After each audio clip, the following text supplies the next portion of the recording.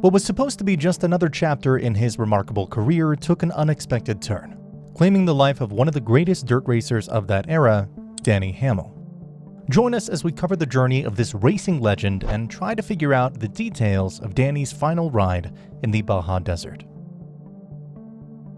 Daniel Bryan Hamel was born on February 24, 1972 in California, and later moved to Boulder City in Nevada, where he was exposed to desert racing from a very young age.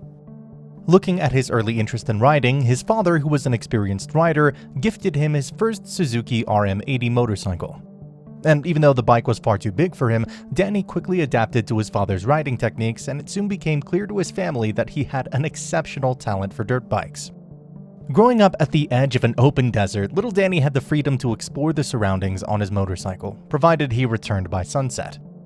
And this initial experience, combined with his relentless work ethics, set the stage for the incredible success he would later go on to achieve. Shortly thereafter, when he was just 11 years old, Danny started taking part in competitive races where he made his debut in local off-road events organized by the Motorcycle Racing Association of Nevada.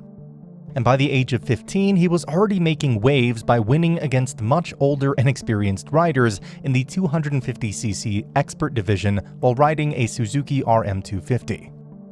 Those who raced with him knew he wasn't just known for his exceptional speed, but also for his unique riding style, where he often used to stand over the front of the bike, leaning forward over the fuel tank like a totem pole, while pressing his thighs against the motorcycle and almost never letting off the throttle.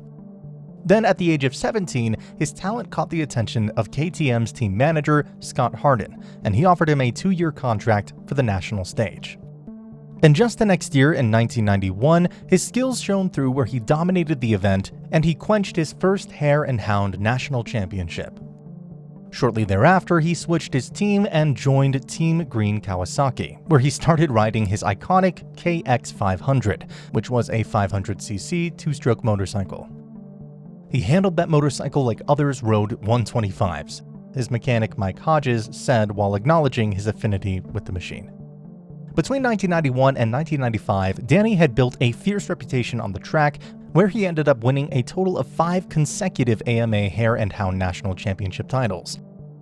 Despite his aggressive nature on track, he was a funny and humble character off the track. In fact, his teammates once shared in an interview that after each win, Danny would hand his trophy to a kid or a fan because to him, the trophy being the symbol was less important than sharing the victory.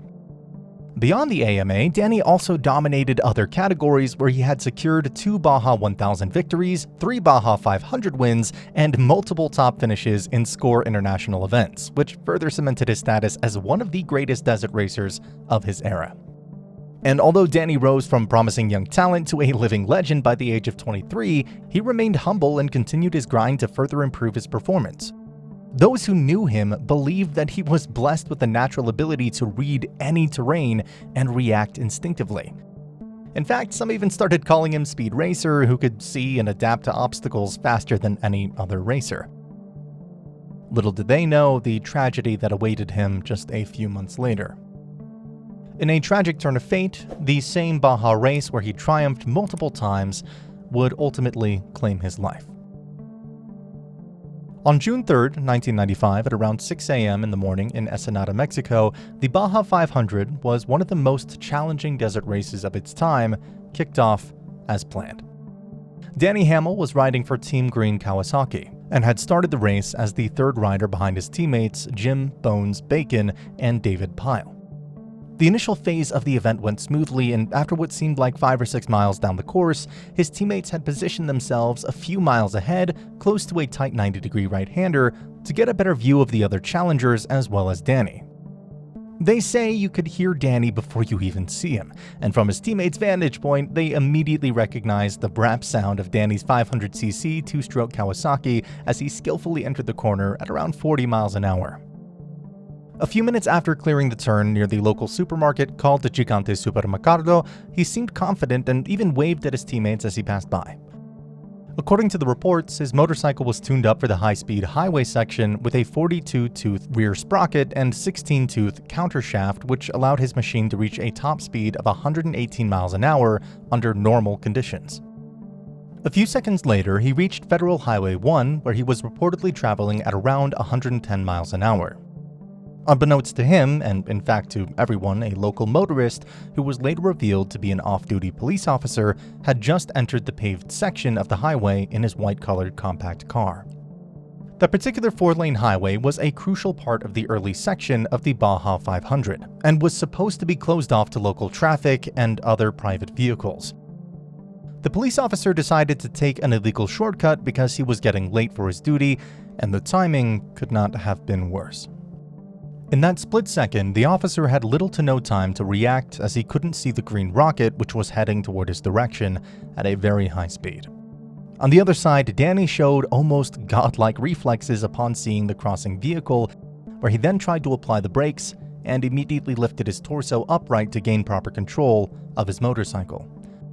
Realizing that there was no room left to stop, he laid his bike down on its side, possibly on the left, and tried to slide under or around the vehicle.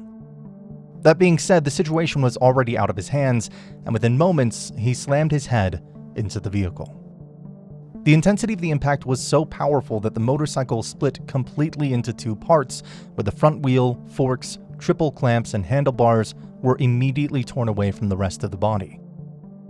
Plus, because of such tremendous force, Danny was thrown backward about 20 to 30 feet, where he then landed on his chest. And if things couldn't get any worse, his motorcycle immediately caught fire, perhaps due to the spilled fuel. His teammates, who were positioned about a mile away from the crash site, saw black smoke rising in the direction Danny had just gone, and it didn't take them long to realize that something had gone terribly wrong.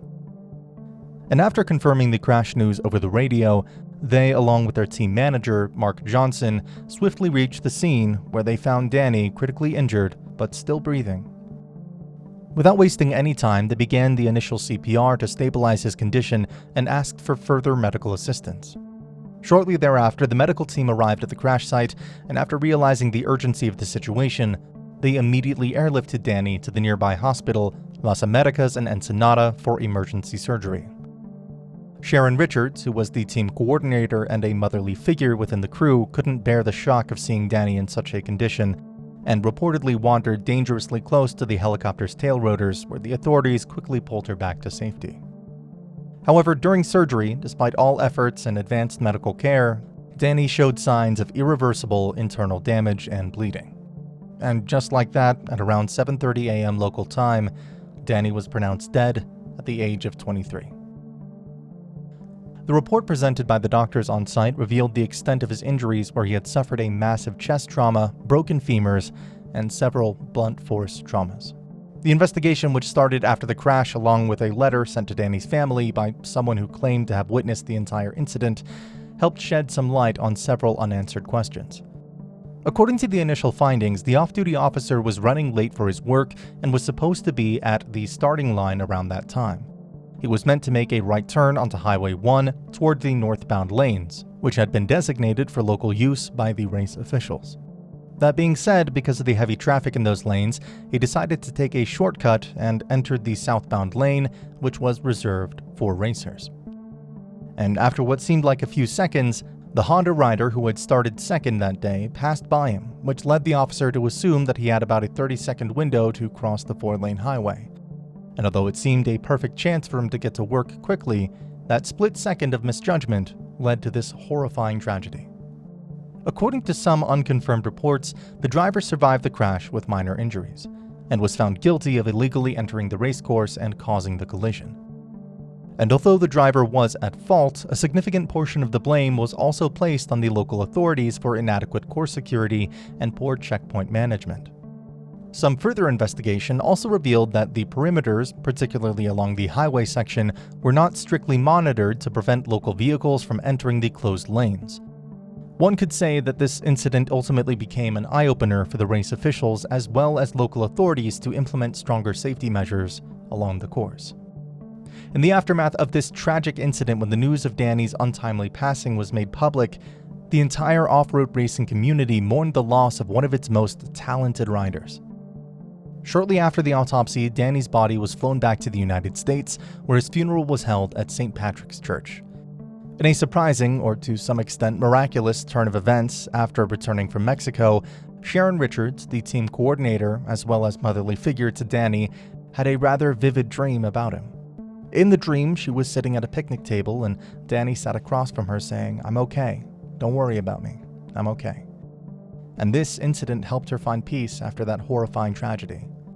After his untimely passing, fellow racers made stickers that read, "The best there was," which still could be seen at off-road events and even on the walls of taquerias across Mexico. A few months later, the Danny Hamel Memorial Fund was established at the Boulder City Federal Credit Union to support young and aspiring racers. And in 2013, his skills and achievements were finally acknowledged when he was inducted into the AMA Hall of Fame. Danny was talented and perhaps one of the best riders the sport had ever seen. And although only a few remember his legend today, those who do can't help but to wonder what could have been. So if you like this story and want to see more, make sure to check out the rest of our channel. Also, if it's your first time here, don't forget to subscribe to our channel and hit that notification bell. That's all for today, and we'll see you in the next video.